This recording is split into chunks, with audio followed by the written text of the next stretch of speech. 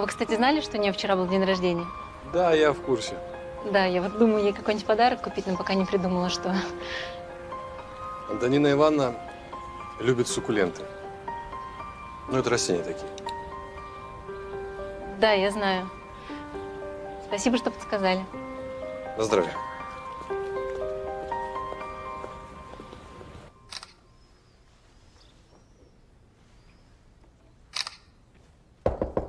Да.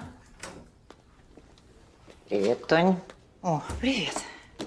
У тебя новый питомец? Да. Дочь одной пациентки подарила. Хорошая, милая девочка.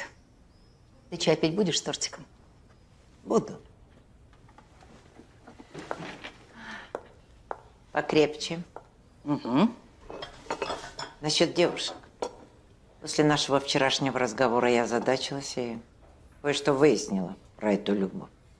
И что ты выяснила? А что я могу выяснить как гинеколог? У Любы 7 по лавкам? Наоборот. Она бесплодна. После многочисленных абортов. Ты уверена? Я видела ее карту.